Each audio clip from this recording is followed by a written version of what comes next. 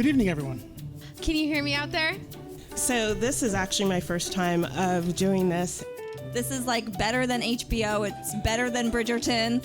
This is where you get the juicy stuff about your neighbors. In my first semester of college. I'm the co-host of the Front Parlor series, which is a monthly storytelling open mic in Troy. We come together to share true stories from our lives in less than 5 minutes without any notes. So if folks are familiar with The Moth, it's in the same style as that, and anyone can come and step in front of the mic and share a story. Tonight's theme is New Beginnings. So this was partially inspired by the workshop that we did with RISE, with refugees and immigrants who, obviously have a very big new beginning as they come here. But we always say our themes are just a jumping off point. You don't have to tell a story quite as grand as moving to a new country. It can be as small as you want it to be, and it can be anything that's inspired by this theme.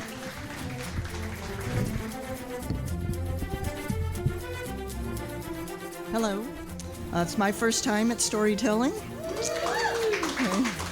People tell stories, I think, because we all have this urge to share from our lives and to be seen by our community. Like, one of the coolest things about what we do is that people who've never been in front of a mic before will go up and just speak from their heart, and everyone else in that room will just be totally captivated, and they'll be oohing and eyeing or sighing or whatever reaction they have. And it's really validating, I think, for the storytellers to have that experience of being validated by the people around them.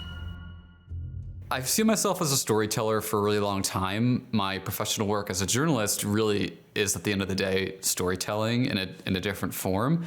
So, even since high school, I was doing journalism on my school paper, did that all through college and for my entire career. So I think I started specifically in this open mic style storytelling, kind of right toward the end of college when I encountered The Moth. That's, kind of the iconic storytelling organization. I attended a couple events and I was just really enchanted by it. I felt like I already kind of had those skills from my work as a journalist. And ever since, I've just loved it, and I kind of can't get enough of it. I think storytelling has allowed me to actually understand myself in a different way. The process of crafting a story kind of forces you to reflect and be vulnerable and make sense of your experiences. And so a lot of the pivotal moments of my life I have shared in Troy in front of a microphone, and it's really helped me make sense of all of it. Hi, I'm Claire. I've been doing this for a little bit now, and I'm getting a little more confident, especially with the big, huge audience like this. I'm a little nervous, but I'm doing okay.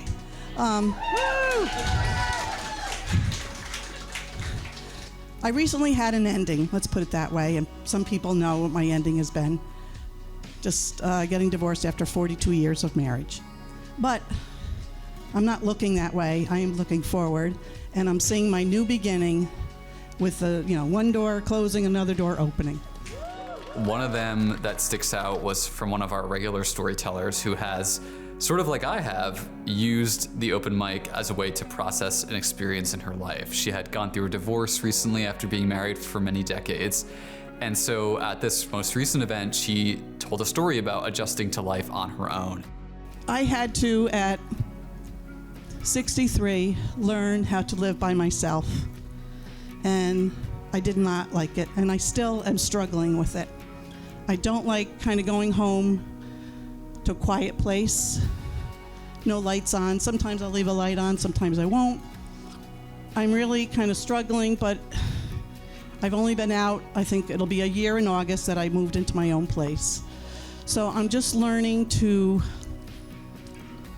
have fun, and not just think about being alone, and things. So there are a lot of advantages in that, they don't rewash the dishes that are in your sink, okay? They're just as dirty as when you left them. The silverware isn't all lined up, in the drawer, because they looked at it and saw it and I didn't have it that way, and then they did it.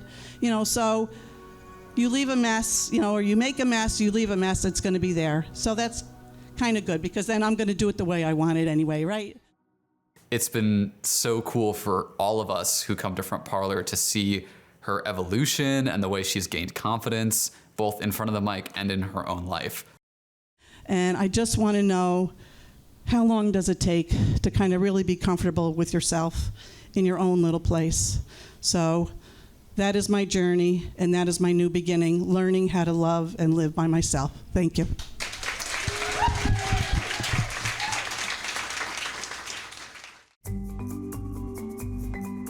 I've also given out fun little prompts on the table, so we call these flash nonfiction. Let's say the theme is new beginnings. We'll print out a question that says, when was the last time you did something new?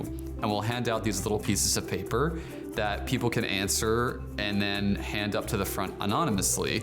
And then what we do is, between each of the storytellers, I take one or two of those little cards and I read them in front of the mic, and they're often like pretty funny or irreverent, and it's a way for people to participate even if they're not willing to get up in front of the mic just yet.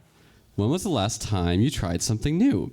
About an hour ago, I had the cinnamon apple caramel crepe. Wonderful. Okay. Happy for you. When was the last time you tried something new? Last week, my mom tried apologizing to me, and I love the tried in these sentences, forgiving her. I always tried to understand her and never do. This is worth continuing to try. So I hope that you and your mom will both keep at it. To the middle-aged mind, new things are unkind. Oh, that's too bad. When was the last time you tried something new? Bird watching, taking pictures of them too. Hobby feels like a new hobby. Amazing. So what we do at Front Parlor is a lot of fun, and I think that's the reason why most people come. But storytelling also has a lot of power beyond that, and there's actually a lot of science about this that talks about how storytelling engages our brain in a unique way and helps us retain information. But ultimately, I think storytelling has this power to kind of bridge divides and even motivate people to change. It's really hard to, hate someone or kind of be against someone when they're up there being vulnerable, sharing an experience from their life. And I know I've experienced a lot of shifts in thinking based on stories I've heard, and I think storytelling has that power if we want to use it to build community or to even motivate changes or to create a better society. We have to be connected to each other to do those things, and I think storytelling has the power to do that. There's always going to be another adventure around the bend. And the new beginnings, you can't see them from where you are right now. If you're at all curious about Front Parlor, I'd really encourage you to stop by. There's no pressure to tell a story, but I can guarantee, even as a member of the audience, you're gonna have a good time listening to stories. The kind of range of humanity that we see at this event is so heartwarming. I cry at almost every one of these. People are just out here telling really moving and beautiful stories. So at the very least, come to experience that. And who knows, you might surprise yourself halfway through the event, put your name on my list, and get in front of the mic. Thank you.